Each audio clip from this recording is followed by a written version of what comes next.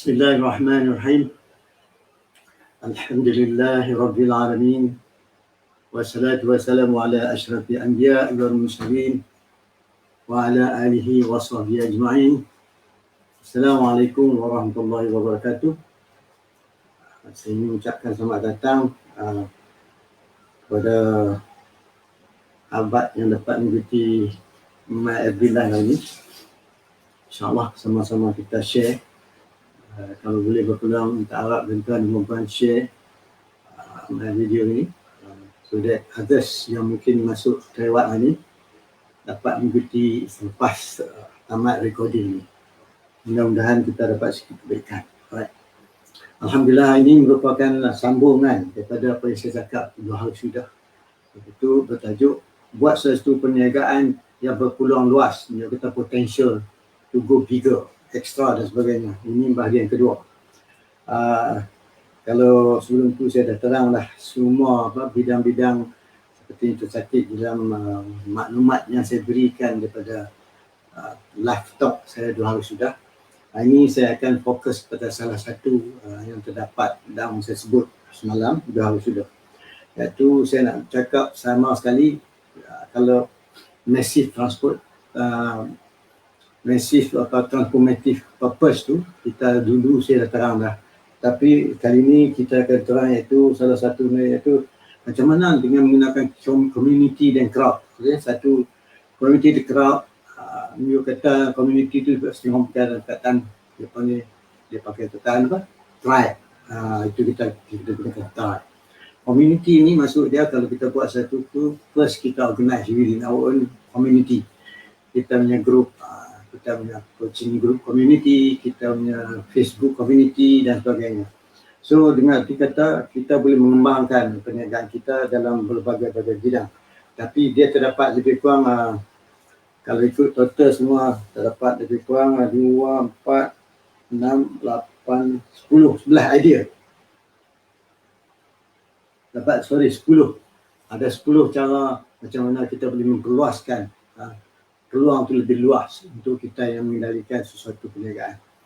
Jadi hari ini kita cakap community and crowd. Dia kata community and crowd, selalunya memanglah kalau kita buat grup WhatsApp, grup kita sajalah, grup WhatsApp ataupun grup Facebook, grup Yahoo dan sebagainya. So dia kata that we go to the community. Pertama sekali kita nak membina community ialah macam mana kita buat supaya kita boleh attract, engage early members yang dalam grup kita tu boleh sama-sama berinteraksi. That's what we always do in our WhatsApp group dan sebagainya. Jadi kita menggalakkan ramai-ramai memberi ideas dan chipping sama ideas dan sebagainya. Itu selalu yang kita telah lakukan. Itu early, right? How to implement. Jadi community and crowd ni, kalau community tu kita punya community, tapi crowd is beyond the community. Dia bukan saja meliputi grup kita, tapi lain dari grup kita. I mean externally yang totally bukan dalam connect kita pun, dalam kontak kita pun. Kalau kita ataupun kita the whole nation, itu kita katakan macam crowd. Apa dia beza dia nanti kita cerita lagi macam mana. Kalau kita boleh beri kepada community dan pergi kepada crowd, maka teknik pendekatan dia, persembahan dia pun insyaAllah dia selalu berbeza daripada community dengan crowd. Okay. Itu saya rambang macam mana kita menggunakan kalau kita buat marketing, marketing 5.0 dulu kita dah sebut bahawa penekanan dia diberi kepada bagaimana kita mengendalikan dalam kita punya marketing strategi.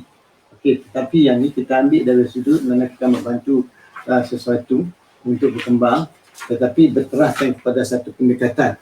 Pendekatan kalau kita dah tahu kata 5.0 marketing tu, dia more technology for humanity. Macam humanity sebagainya, itu dia menggunakan alat-alat lebih kurang terdapat 6 dia punya new CX, new customer experiences. Jadi benda-benda ni membantukan itu dari sudut marketing. Tapi kita ambil dari sudut keseluruhannya. Dia meliputi beberapa ciri-ciri dia.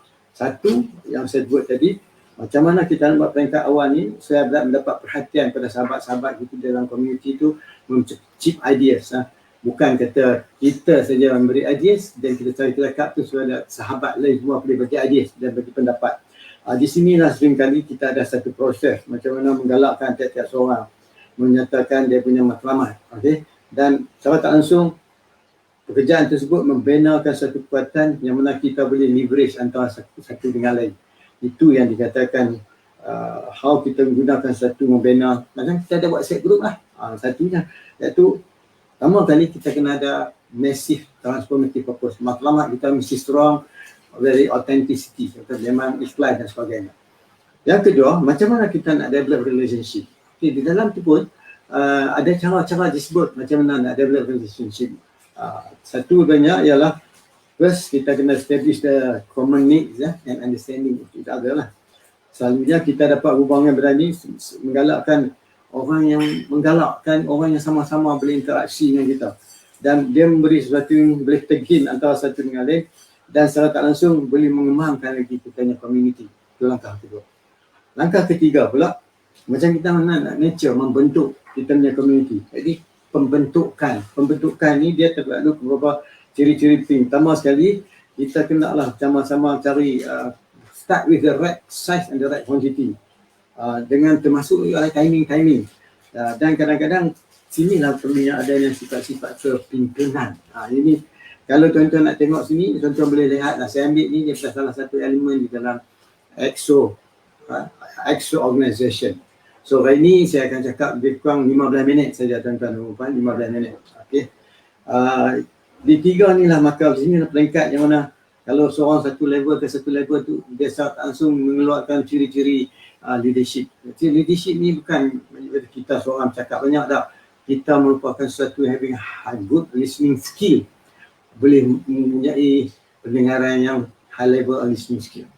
Dan yang keempat, macam mana kita nak create dia ni jadi satu platform nak tarik early adopters, orang yang minat mencipta sesuatu, orang yang bagi idea mencipta sesuatu. Early adopters ni is leaders. Dia bukan laggard yang datang kemudian, tapi orang yang at this stage secara tak langsung dia menggalakkan seseorang melihat satu dengan penuh keadaan yang mana dia boleh ada kompetisi nak scaling up, nak meningkat lagi kita punya member, and dengan secara tak langsung cara-cara untuk meningkatkan, nak growkan kita punya group tu berkembang pesat dan kita boleh collaborate. Tapi kadang-kadang berlaku bagaimana kita gunakan sesuatu sebagai platform nak menarik ramai member sama-sama discuss and improve ourselves. Ini yang dia kata macam mana grow and crowd, how to go into crowd and community. Salah satu daripada EXO organization gunakannya. Alright, dia ada semua 10. Satu dia panggil ideas, ideas. Satu ini scale, SCALE, skills.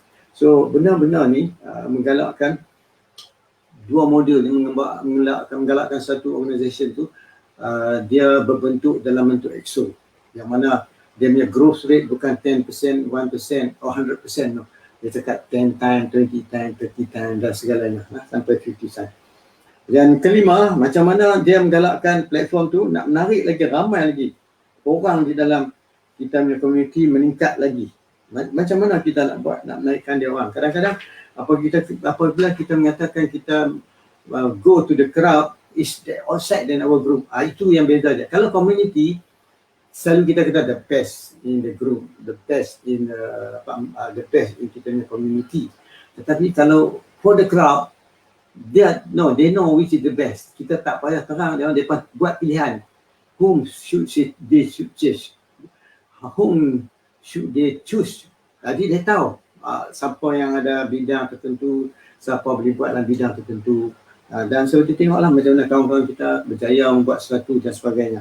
Dan kalau community tu sama-sama kita ya, tapi crowd dia mixture. Kadang-kadang crowd tu bukan kita punya kawan tu, outside. Tetapi kalau dah dapat perhatian di crowd, maka the chances kita nak kembang tu lebih pesat. Memang hebat tuan-tuan dan puan-puan. Memang hebat, dan kita kata daya maju tu tetap ada. Jadi bagaimana pertama menarikkan? Pertama kali bagaimana kita establish kita punya NTP, multiple massive transformative purpose. So perkataan-perkataan ni diguna pakai di dalam exponential transformation ataupun exponential organization. Jadi proses pertama dulu kalau dia tulis dalam buku tahun 2012, 2014, dia dipanggil exponential growth, exponential organization. Peringkat kedua dalam tahun 2019, dia tulis exponential community. yang mana dia ceritakan dia punya playbook, keterangan banyak bagaimana nak mengembangkan dia punya orang kata dia punya growth, bukan daripada 10%, 100%, no. How many time bigger, how many time faster. Dan secara tak langsung dia menjadikan benda-benda yang sebut dulu, iaitu dia boleh jadi monetize. Daripada situlah maka perkembangannya dia boleh monetize. Benda kita buat satu tu become more cheaper dan tarik ramai perhatian orang nak join. Dan di samping tu juga dia akan, sebelum nak monetize tu, benda ni lah menyebabkan kita digital, kita mendigitalkan dia. Ya, bila digitalkan bendanya sesuatu di bawah, dan kadang-kadang dia kata deceptive, macam saya terang dulu, deceptive. Bila dia kata deceptive tu macam mana? Bahawa sesuatu kita buat tu slowly, sampai tu kita akan consistent. Dia slowly sampai orang boleh faham dan orang boleh measure apa kita buat, orang nampak kejayaan kita. Dekat kita nanti panggil destructive, kerana cara tak langsung, cara kita buat menggunakan teknologi, digital technologies tu, kita outperform previous non-digital hadiah. Jadi cara kita berkembang pesat dan kebat, iaitu macam mana semuanya demonetize. Demonetize dia kata dia become cheaper dan tak mahal dan sebagainya. Last kali dematerialize, benda yang besar jadi kecil dan faster dan mudah dibawa. Alright. Kalau dulu kita nak bawa sesuatu banyak, sekarang ni semua dalam saiz dia, dalam handphone saja, jadi kecil. Yang last kali democratize, kita everybody entitled to use it. Jadi everybody tahu bagaimana menggunakannya. Sampai tukar kalau kita cara nak buatnya, insyaAllah kita akan terus jaya. Jadi saya ingat saya dah cakap lebih kurang 15 minit lebih. Tadi 35, 50 minit lebih. Jadi mungkin 18 minit gitu. Jadi kalau tuan-tuan ada apa soalan, tanyaan, sila tulis di sini. Saya harap ramai lagi sahabat-sahabat kita boleh ikuti. Terima kasih. Kalau ada siapa yang dapat melihat ni, boleh share, I welcome you. So I'm giving you more extra extensions. Kalau itu saya sebut all the 6 element, macam mana perkembangan yang saya sebut tadi menyebabkan seseorang tu perniagaan dia berkembang dengan pesat dan sebagainya. Hari ini saya pecah lagi kepada satu peringkat yang mana dengan cara teknik menarik community dan crowd membina kita punya perniagaan dengan cepat dan pantas. Okey tuan-tuan dan puan, setakat ini saja yang saya cakap ini. InsyaAllah besok kita jumpa lagi. Terima kasih kerana meluangkan masa. Assalamualaikum warahmatullahi wabarakatuh.